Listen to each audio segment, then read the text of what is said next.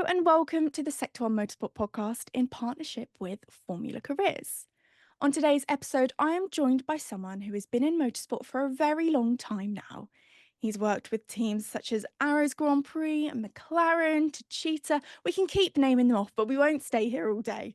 He was also one of the founding team principals in Formula E.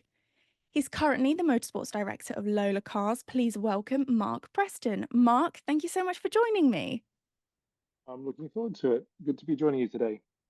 So I know I've given you an introduction there, but it's always great to hear it in your own words. So could you give us a little bit of an introduction? Who are you? Yeah, I mean, given this is a careers podcast, I should start at the beginning because it probably creates a bit of a story for this. I'm a mechanical engineer. I started at Monash University well over 30 years ago, I think it is now in Australia.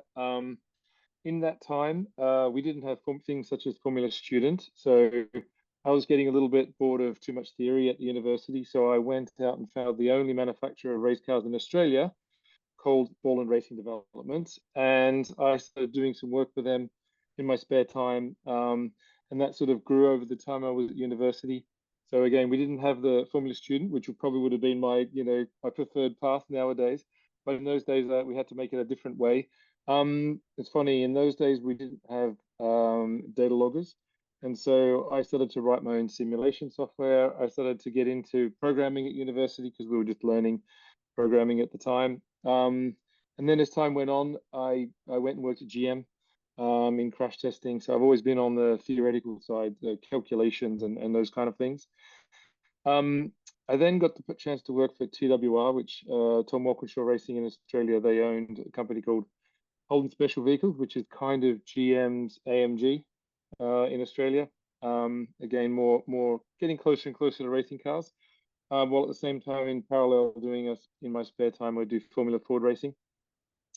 And then just before I turned 27, I was told by a bunch of mechanics and others who had come over from Australia and worked in Formula One that before I turned 27, I probably should think about getting a visa and coming over. So 3 months later, I was on a plane to the UK. I had 10 interviews. I got one, which was Arrows Grand Prix, and that's sort of how I got started in F1 in the UK. And then over time went to McLaren for a few years, so that was interesting working with Adrian Newey, Mike Coughlin, Neil Oatley, and many others that are well known today, Paddy Lowe, etc. Um, and then decided to do my MBA. So I switched from the kind of fully engineering side to more a bit of a business side. So I did my MBA at Oxford. At the same time, started planning my own F1 team with a bunch of people that I knew from Arrows. And luckily, just as we were about to give up on that plan, Aguri Suzuki came along with Honda, Takuma Sato, and we started Super Aguri in 100 days. So I was technical director there at Super Aguri. Sadly, in 2000 and what was it, eight, we had the financial crash, and then the Honda and many of the Japanese companies decided to pull out of Formula One. So sadly, we had to stop doing that. We looked at almost getting involved in another F1 team at the time. I don't think there's much on the internet about this, but it was Brabham, looking at doing Brabham F1 at the same time as all the cost cap teams. We didn't do that, but we ended up starting a composites company. So I ran a composites company and got more and more involved in the running of a business side of things. So sales and that kind of thing, and setting up a business from scratch. That was called Formtech Composites. They're still south of Oxford and do a lot of work in defence and motorsports. Um, then then came along Formula E. So very early on, some friends of mine said, "You're interested in this electric stuff.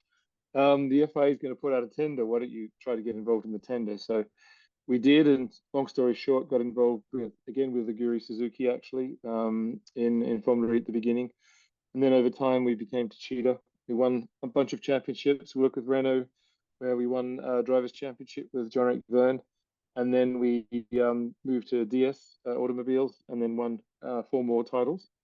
Um, and in the recent past, I have joined Lola, and we're going back racing in at the end of the year. We're just being come back from testing last week in Italy, so we'll be racing with Yamaha. And the reason that one's a bit interesting is my first F1 engine partner was Yamaha back at Arrows Grand Prix. So kind of a lot of things came full circle.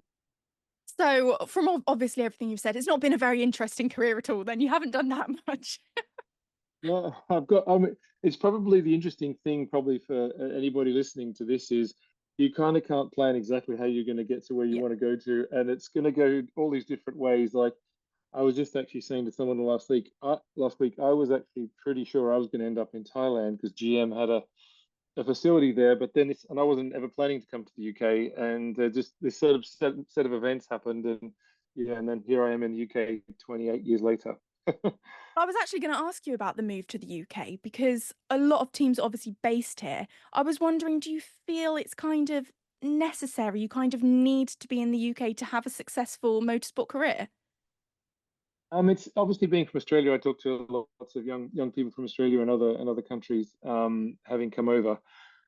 I would say if you're mad keen on motor racing, I, the best way to sort of, I suppose, put it is that if you're working for a smaller team in a different country, even a smaller team in the UK, you can imagine that as you go into a bigger and bigger team, you get to specialize more. Now, that can be a pro and a con. So I went sort of big team, small team, big team, small team. And so when you're in the big team, you become more of a specialist, which means you get deeper knowledge on a certain topic. And then when you go to the smaller team, you have to do more, and you sort of a little bit thinner on. And some people say it's like a T. So if you look across the T, then that's being a generalist, but then you might be a specialist who goes very deep in one area.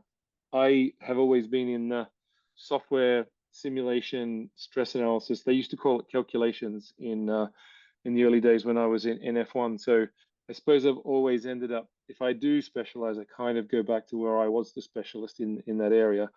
So the answer is sort of a little bit to do with if you're in another country and let's say your team has got 25 people, you're going to be quite general across a lot of things. As I say, there's a pro and a con to that. So imagine if you come to F1, and at the time I was at McLaren, I think we had 550 people, and that was back in 2002. And I don't know where exactly they're up to now. Obviously, they're cost capped, so there's different constraints. But you can imagine if you're one of 500 versus one of 20, then there's a pro and a con to each. So you learn a lot more in certain ways, in more certain specialisms when you're in F1, and that's only pretty much here or in Italy, obviously, and Switzerland. So it sort of depends on how you think you'd like to see your career going, I'd say. Let's go even back further then. I'd like to know, how did your passion for motorsport begin? And did you always fancy a career in it? Was that always something that was attainable for you? I suppose I'm one of those annoying people that kind of knew I wanted to be an engineer from really young, and I know over the years talking to lots of people don't know what they want to do. I was lucky enough to grow up around farms. So we were always around tractors and trucks and fixing things. And my uncle was a farmer, and we actually my dad went and ran a farm with him when we were very young. We were sort of in grade five. So my uncle stayed there. And so we continued to go to the farm in summer holidays. And so we're always around cars, and on our farms, there's always some old broken down something sitting around. And so, on some of our trips in the summer, I remember we said, "Can we fix that truck?" And my uncle said, "Yeah, sure, go on." He didn't think we would. And then 3 days later, we'd fixed the truck and we're driving it around, much to his dismay, because we didn't have an exhaust pipe on the back, and it was a bit dangerous in Australia because of bushfires. And so he came running after us in the car and said, "Go, stop, stop, stop! You can't be driving that around the farm." But so I suppose by being around it, I was lucky in that respect. And when I went to university, I met a couple of other guys who were really into motorsports, and then got involved in this motorsports team quite early on, just in my spare time, and that sort of continued and continued and continued. So, um, yeah, I was lucky enough to have been around things that I enjoy doing, and therefore kept going. You spoke about getting your foot in the door in motorsport, about how you came over to the UK as well. Getting into Formula One, you had maybe 10 interviews and it was that one that came through. How difficult is it maintaining, your composure and your motivation when you get rejected or you don't get the interview? How difficult is that? Have you gone through much of that in your career? Yeah, lots. It's funny. This is third time lucky with Lola because Lola was one of the ones actually at the beginning, and then for some reason it didn't work out. But I did enjoy some. So I suppose you can take positive from everything. So I think I've still got the rejection letter from John Barnard at Ferrari on Ferrari letterhead. Back in the days when it was a typed letter that's from Ferrari. So, you can sort of take a pro and a con and say, well, I kept this letter. It's kind of interesting from John Barnard, who I later worked for actually at Arrows. So you can sort of take a positive out of anything, can't you? But yeah, you got to keep pushing and trying. And I find it's that sort of old adage: if you don't do something, nothing happens. Is it Wayne Gretzky? You miss 100% of the shots you don't take. That's absolutely the thing I live by. Did you have any mentors throughout your career, or were you headstrong and did it by yourself? No, I think that's really important to get to know a lot of people. I think it was a slight disadvantage coming into the UK. I'll call it so late because I hadn't built up sort of what you might do universities and those kind of things that you're kind of yeah, your mentors you would have straight out of university because all of mine were in Australia. So they did know people over here and did help me, think about where to go. But now I suppose over the years I've done the same and built up good relationships. So with universities, funnily enough, I'm going back and talking a lot more to Monash University. Whenever I go back to Australia, I try to visit the Formula student teams. I'm sometimes a judge and Formula student. We did F1 in schools a few months ago. So always just trying to keep your network broad in motorsport. So the answer is I would say yes, as much as you can. Got to talk about those things you mentioned there, F1 in schools, Formula Student, and being able to kind of go back to it now. How rewarding is that being asked to be a judge for something like that and being able to kind of be the knowledgeable one? Well, I suppose there's another story about Adrian Newey. I was when I was still at university, I think, and there was a Grand Prix in Adelaide, and we somehow got ourselves into pit lane, and we said we were walking up and down the teams. It was okay. We're going to talk to the technical directors. So we went to Williams and said, "Can we talk to Patrick Head?" And they said, and so he was the sort of the famous guy at the time back in the 80s. And they said, "No, he's not here, but you can talk to Adrian Newey." And we were like, "Okay." We didn't know who Adrian Newey was. I don't think he was super famous back then. And so he came out, but he gave us 20 minutes of his time in pit lane, just chatting away to us about engineering and stuff. And then fast forward to when I worked with him at McLaren, and I said, that part of the reason I came over was kind of you gave us the time of day when you're probably busy on a race weekend in Adelaide, but you gave us the time of day. So I try to do the same thing because I kind of respected the fact that he did that for me, and so I think that's just one example of you kind of give back what you can along the way. So yeah, I do enjoy doing things like that. I absolutely love stories like that. I keep saying it to everyone. I feel like motorsports is so full circle. You always come back to where you started. And I just Yeah. love hearing stuff like that. It's one of my favourite things. Yes. So you've mentioned it already, Super Aguri team. You launched that in just 100 days. How on earth did you manage that? I suppose the secret bit behind all of that was kind of we had been crazily planning to start a Formula One team. I know that's pretty nuts, but we were. And so we were kind of speaking to people that had worked at Arrows and then other people who work at different teams and kind of keeping an eye on where everybody was, what they're up to. And me being that kind of crazy person, I would ring people every so often. I remember another conversation with a friend. I said, if we start an F1 team, will you join us? And he said, yes. Are you sure? He's like, yeah, if you do it, I'll join. So I remember we gone through some meetings with Aguri and Honda and Bridgestone and everybody, and they said, right, we're off. And so we started making phone calls to all these people we'd been speaking to, and I rang this guy up and said, "So remember that promise you made? We're starting the Formula One team." And he's like, "Oh, I can't miss out." And he actually went to his boss, Touche, and said, um, "Remember that crazy person I was talking about and that crazy story that he said he's going to start a Formula One team? He has." And I kind of promised, and the guy went, "Go on then, go and have an adventure. Fair play. We know those guys. We know what's happening. Let go on." So there was a few people that actually had said to us, "Yeah, okay, we'll do it." And kindly some of their bosses let them come with us. We went and took all of the, or not took, we bought all of the assets of Arrows Grand Prix from Paul Stoddart, who'd bought them from the administrator when Arrows Grand Prix had stopped. And so we'd been speaking to Paul for a year before, and he said, I'm having a big sale soon. So come and check everything out, and then let's see. And so we got everything in time, and we were able to buy all of the assets back. And then we sent something like 17 trucks down to Paul Stoddart's place in Ledbury, and brought it all back up and went, yep, I think we've got pretty much everything. And then we were like, we're still missing, I think we were missing two chassis. And because we knew there was five that were available, and we thought, okay, we could go racing with three, but and five would be better. And then we got to know a friend of mine, Ferry, who happened to have one of the cars, so he sold us that car. And then I think somebody found the last car. I think the story goes in on a stand at an airport, like advertising McDonald's or something.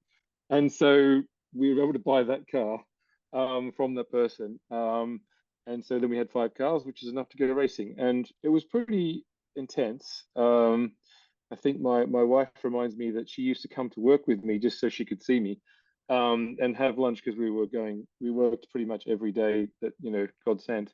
Um, it was exhausting, but not, because everyone was so dedicated and so wanted to make it happen that time flew by, and before we knew it, we were at the first race.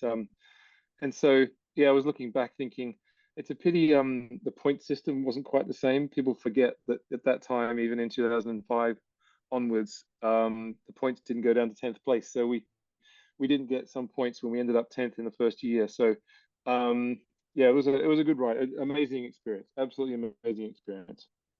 And obviously, unfortunately, that didn't live forever, but you then had the same kind of team name and everyone come into Formula E. Was that worrying going into something with the same kind of idea, if that makes any sense?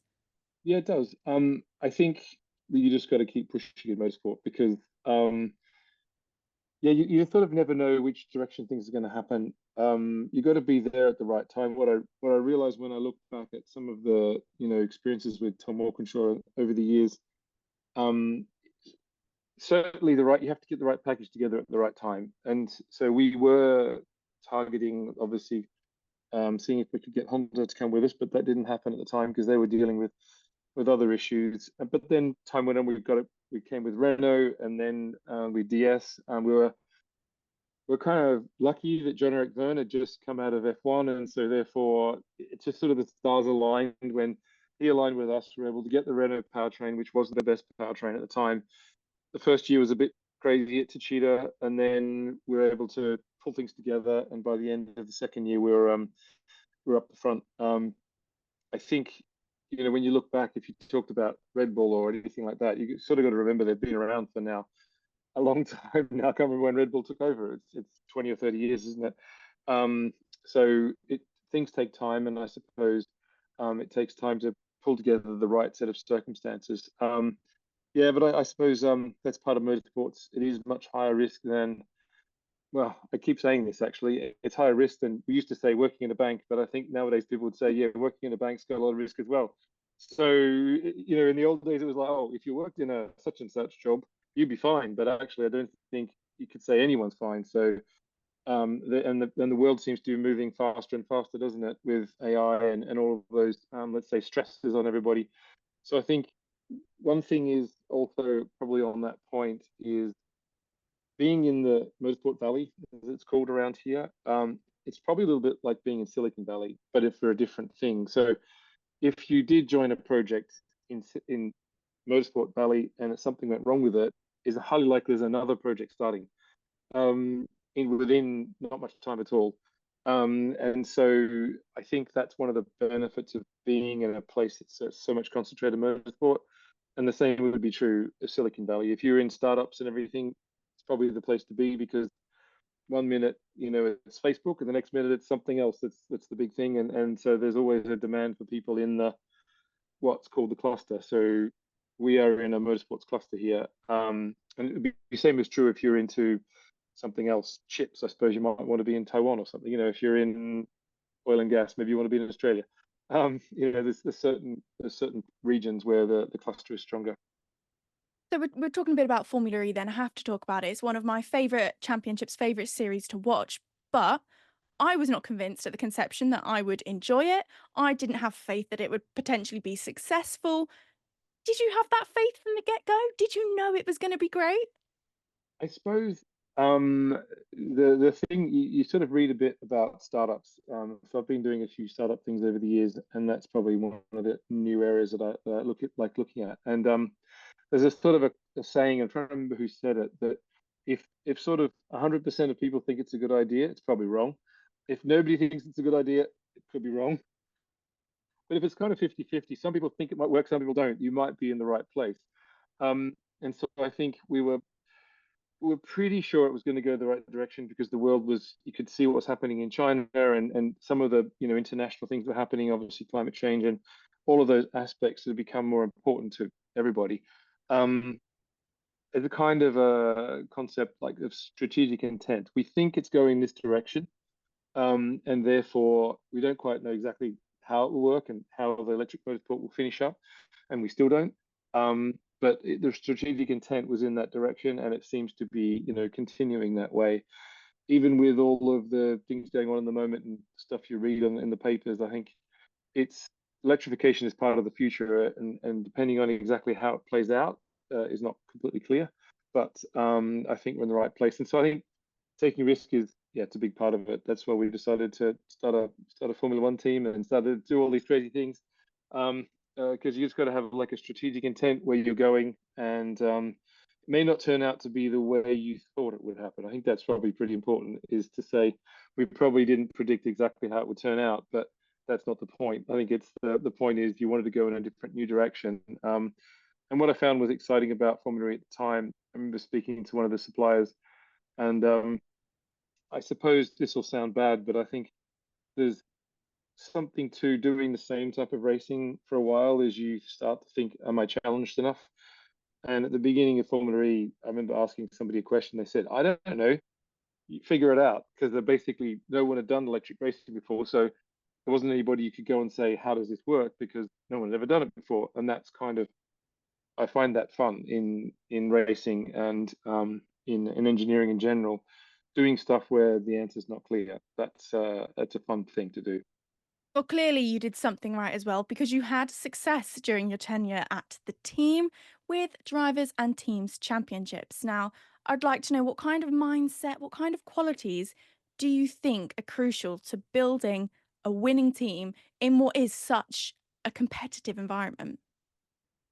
Yeah, it's obviously hard to pinpoint everything down to the last piece of the puzzle, but certainly you have to have the total package. So we at Techeetah and obviously, yeah, at Techeetah we had and at Lola now we have the right people, good partners in the powertrain, good drivers, obviously important. Um, and one of the biggest aspects is, so I suppose, getting down to the team side of things, is communication, because you find that most problems that occur are probably about some bad communication somewhere in the organization. It's a lot to do with making sure there's no blame cultures, making sure that everyone can, yeah, work together closely. Teamwork obviously is a big aspect of it, but you also have to have the right resources. You can't do it without the right amount of money or the right amount of resources to do the job properly.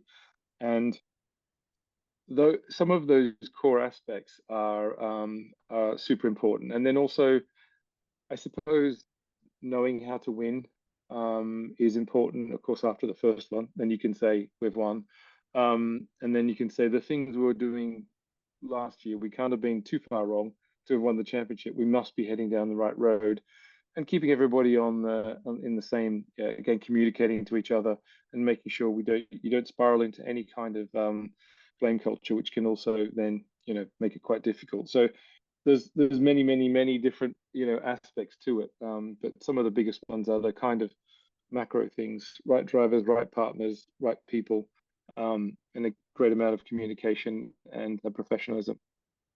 And obviously, Lola are back to Formula E this next season, which is super exciting. I don't want to talk about my excitement, though. I want to know about your excitement in the team. What are you feeling like? How excited are you for it?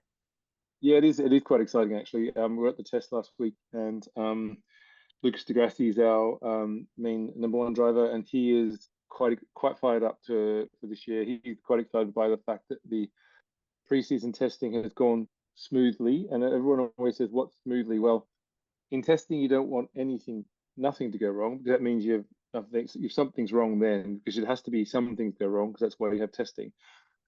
We had a nice level of things, good things and bad, not bad things, but just stuff we had to figure out. And so we were all feeling quite inspired that we're at least on the right path. We're in a good place. We have got those pieces of the puzzle together. Good people, good partners in Yamaha and Apps who've we used to race against and now we're racing with.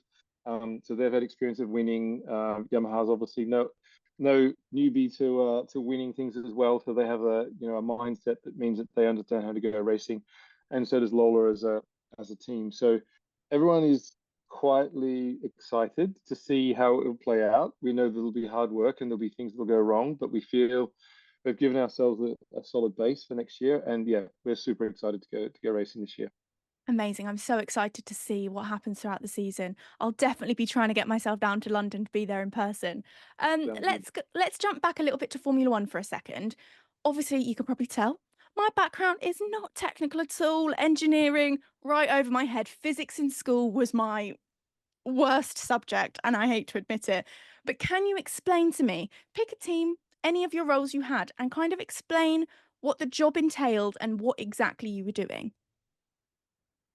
Yeah. So would you like a job like a technical director, or would you like a job like when I was a stress analyst at the beginning of my career? I think which one is more interesting, or both, doesn't matter. Give us both. Give us both. All right. So I suppose it's what I find I sort of feel it's important for anyone who's thinking about doing motorsports that when I look at people's CVs, I believe that now there's a few different viewpoints on this. So this is just my viewpoint that a specialism is useful. So I chose a specialism, stress analysis and calculations, and that took me through my career in motorsport. So when I started, I would be doing everything from designing the monocoque to the suspension. In my particular role, because I was a stress analyst, the designer would bring me they decided this is going to be how the suspension would work. They'd done some calculations, and I would check their calculations and maybe do some of the stress analysis on the bit they couldn't do with the tools they had. And then I would work with the guys doing the layups of the crash testing. So I'd do a lot of the crash testing analysis with spreadsheets and other packages, and then go and do testing on those things. So I just kind of validate and sign off the car. So that was very specialist. We were in the calculations department. Over time, my role got it just more and more into the calculations of the car. So that was always my area of expertise. So I would say when you're younger, you probably have a specialism, but then as you get older, so technical director in F1, it was more overseeing everybody and probably being the person who had an eye on the total package, and working with experts in every area. So the people who would report to me would be the chief designer who had all the design team, the head of aerodynamics who would look after the wind tunnel and all the aspects of that, the chief race engineer when you're at the track, so he'd be the person that would look after drivers and obviously what happens trackside, and then other departments like R&D, electronics, and control systems. And so in those areas, I would be over the sort of the manager of 5 or more groups and work closely with them. And that then you become more of a generalist,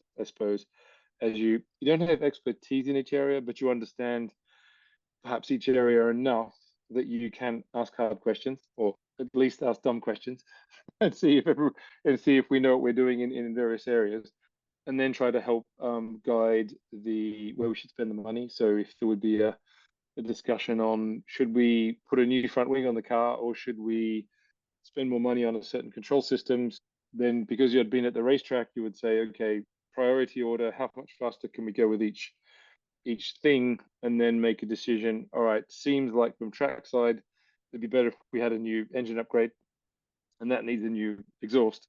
Then we don't need is not the right word because you always want more performance, but maybe something suffer a little bit on the order when it got done, and then we'd bring those things to the track when we could.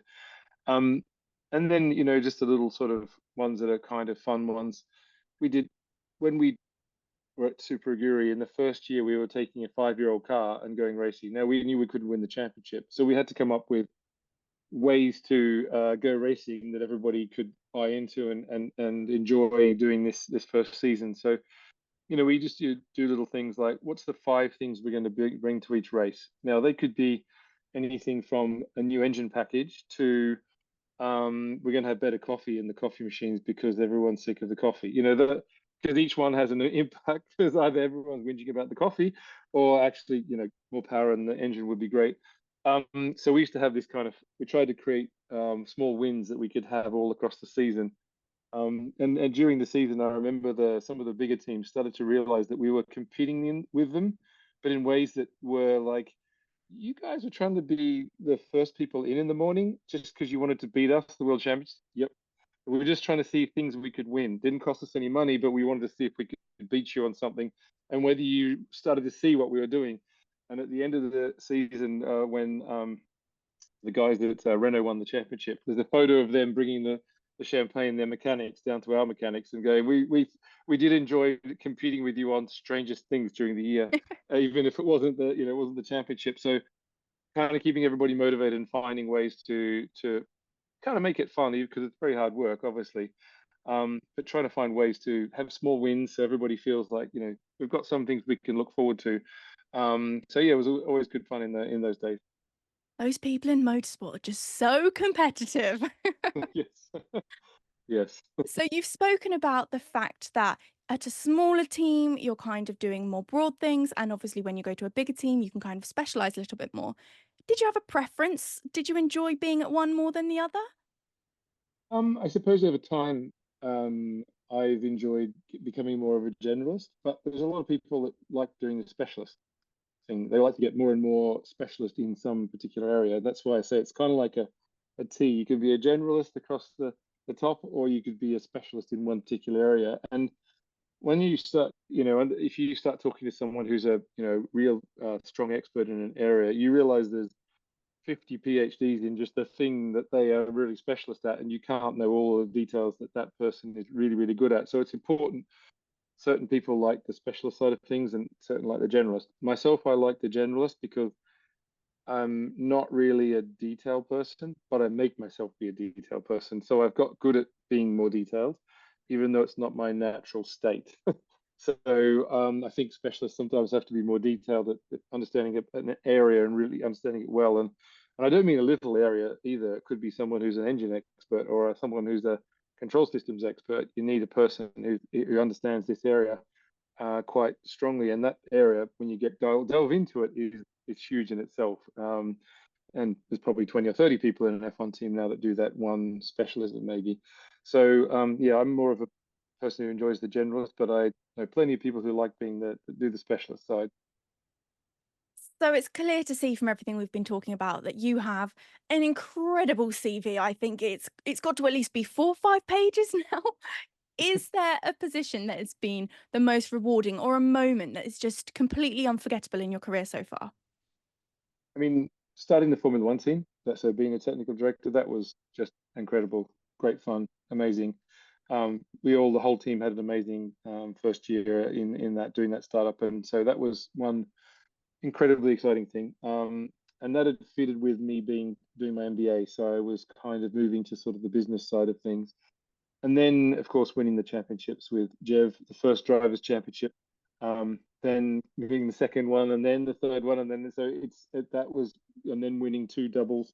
That was the kind of, I suppose, that was a highlight. And it's kind of interesting because when you're in F1, it's you do have to be with a certain team to have the chance to win a championship. It's quite so when I was in F1 for quite a while, but I wasn't in one of the teams when they won, so it's interesting. I was chatting to Jev when he won the drivers' championship at Techeetah, and he said, "You know, I haven't won a championship since I was in Formula, I'm going to say 3.5, Renault 3.5, I think it might have been, or something like that."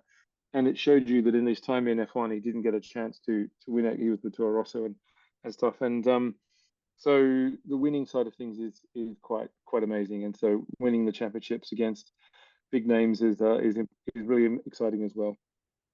So we're asking all of our guests this just because it's a little bit interesting. If you could see your younger self in front of you now, what message, what advice would you have for him? Yeah, I think probably continue down the path that you were going to continue down. As I said, the only thing I have ever sort of thought is that maybe I should have come earlier to the UK once I knew what I was wanting to do. Um, that would it's probably only a small difference that I would make, but at the same time, all the experience I learned in teams in Australia sometimes start to come back around, and you start to realize, well, I worked at GM, so you get to know how the car companies work. And so sometimes when you look back and think, yeah, but I learned this, that, and the other at that place, and therefore wouldn't have got into this position if I hadn't. So um, yeah, I think it's trying to think of what's the advice. I think just keep going on the same path, and yeah, the sort of strategic intent. Just point yourself in the direction you want to go, and don't worry too much the journey that it takes you. Well, it kind of overlaps that question, but just to round things up, for people wanting to perhaps emulate a career like yours or just go into a similar field, what top tips would you have for them to be successful? I think in motorsports it would be getting involved in your Formula student team at university. I think again, this is my opinion. As others have a different approach. I think a specialism that you can figure out from job ads and things in the newspapers and online. Some specialisms that interest you. You know, which topics do you like at university, and you could see yourself doing, and you could become really good at those topics. And if it looks like they match with some of the requests from F1 teams on the job listings, that would be something that I would do as well. And yeah, that's putting yourself out there. So I only sent 10 job things in those days, but I did have to send them by fax, I think. So it was a bit of a difficult job getting the fax number and figuring out how to fax it. Yeah, keeping an eye, probably getting reading in the I'll call it literature from the. I was quite surprised about a number of students that didn't know I suppose the journals, let's call it, from the racing. So race tech engineering, race car engineering, all those kind of magazines you can read that you can kind of understand the industry better. I think those kind of things give you a good overview. Well, Mark, thank you so much for coming on and sharing your career so far with us. We're so excited to see what happens, particularly this next coming season in Formula E. And thank you, everyone, for watching and listening. We will be back very, very soon with another Career Talk.